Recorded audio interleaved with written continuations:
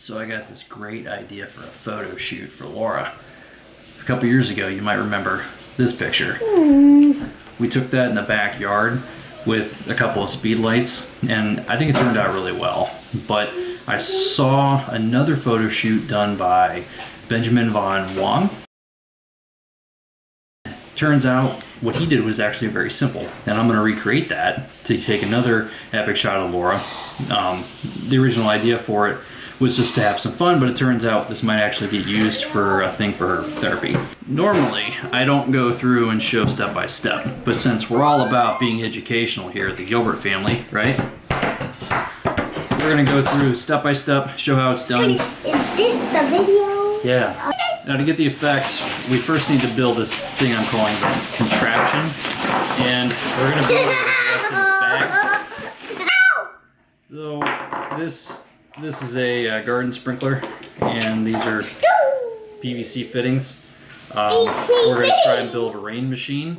I've never built one before, so we're just going to wing it, and hopefully it'll work out. The nice thing is these screw on and off, so if these don't happen to work, then we'll just, you know, swap them out for something else. So let's get to the build.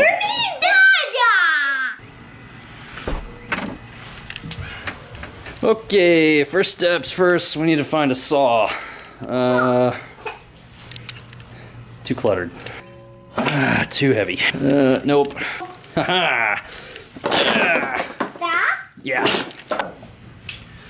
So I got a couple lengths of PVC pipe here. Not sure exactly how long I'm gonna make them yet. We're just gonna do this taste and see what works. The good thing is PVC is incredibly inexpensive. So if we screw it up, it doesn't really matter. These are like $2 a length, so who cares?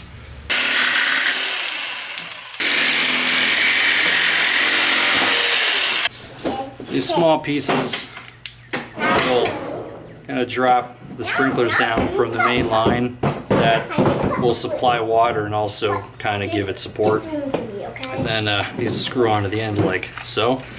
Nice thing is, since these screw on and off, if this one doesn't work, I can swap them out. These things are really inexpensive, so it's not so bad to, you know, trial and error. I think I want about 3 foot to separate the two sprinkler heads, so just right about there. Let's put your feet apart. All right, now look that way. Where you going? Yeah, not bad. All right, so this is where the sprinkler heads are going to go. Now we take this last piece here. This is where the supply will come in. Hey. And then this is what it's like working with your kids. You gotta have the patience of a saint. Dry fit, good to go. All in all, it should be about 8 feet long, which allows me to support it on either end, and Laura can stand in the middle and you won't see the support structure. The pipe should be rigid enough to support the weight of itself in the water. Will it work? I don't know, but we'll find out. So next step, let's see here, PVC. Oh.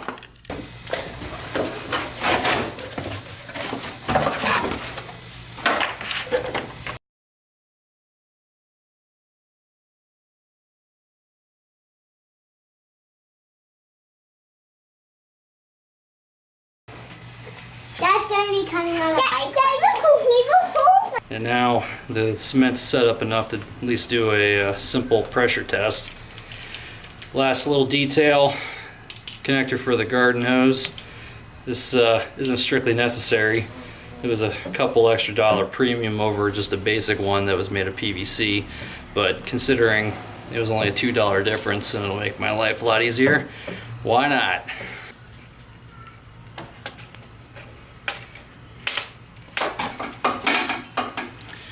And that's pretty much it as far as construction is concerned. So to review, this end is capped. This length is not strictly necessary. It's here just to make it a little bit longer so I can support it on the ends. We had sprinkler head number 1, sprinkler head number 2, and on this end, the connector for the garden hose. And that's it.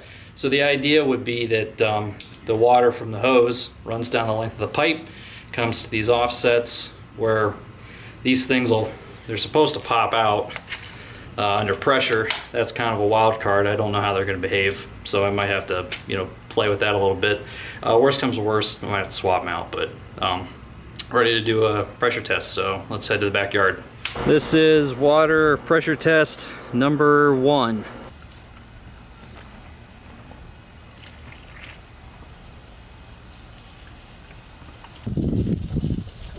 Well, I think that'll work really well. These nice, big, fat water drops.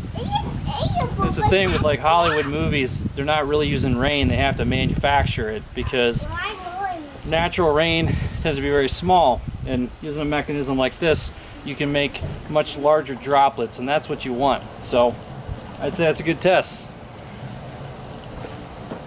One eternity later.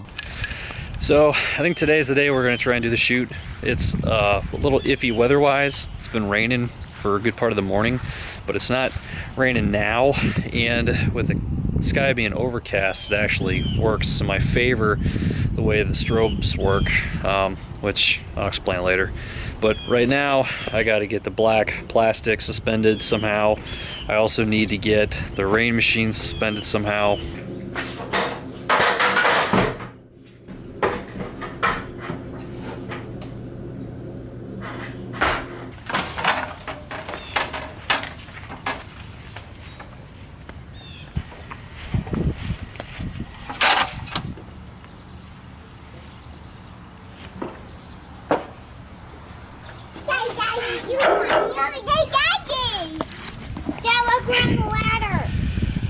Alright, here you go. Tie it off. What do you need this ladder for? We're going to hang the rain machine from it.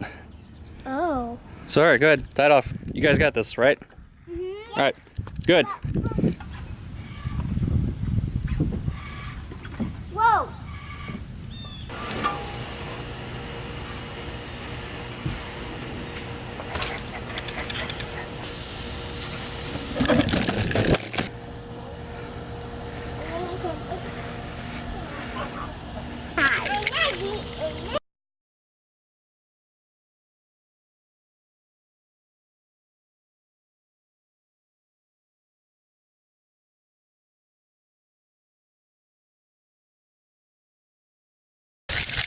Okay, I know this seems a bit like overkill, but there's a couple of reasons why I need to go through all this trouble. For one, I need a black background.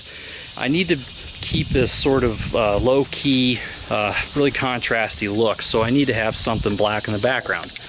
Two, the reason I've gone overhead like this is because the little strobes I'm using, they put out a lot of power, but it's hard to compete against the sun because the sun creates so much light. So I need to bring down the overall light level inside of the tent, and then those strobes will be able to pop more. So to cover how those work, let's go inside and take a little break because it's really humid and hot out here, and I need to take a break. Alright, off-camera lighting 101. This is an external flash, also known as a speed light, a strobe. It goes by a couple different names. But basically, it's a battery-powered unit that creates a big pulse of light. We are going to use at least a couple of these, maybe 3, to do the work. This normally goes on the top of the camera. But the thing is, this is not going to give me the effect I want, and this is not flattering. So the trick is, move it over here. But it's not on the camera. How do we sync them up? This one is interesting because it comes with a built-in radio receiver that goes along with the radio transmitter. Transmitter goes in the hot shoe on the camera. This one goes on a light stand wherever I want to put it. They talk together, fire the camera, flash fires.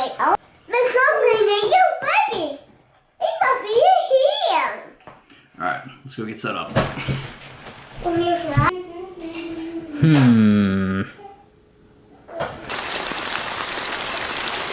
You know, it wouldn't be interesting if there wasn't a couple challenges along the way. A few moments later. So the storm's over now. It's just the way it goes sometimes, but I had to tear everything down. I just set it back up. Been doing some tests with flashes. So this is the setup at the moment. We've got a spot here in the middle. That's where Laura will be. There's the flashes on either side. Thinking these probably aren't going to be enough, so I'm going to have to go grab the other one. And I think we're about ready. Let's just go get Mommy. This arm closest to me, give me a good solid, just kind of like, okay? Ah, it's cold! Ah! Can you swivel a little more this way? Kind of a 3/4 thing? Yeah, better.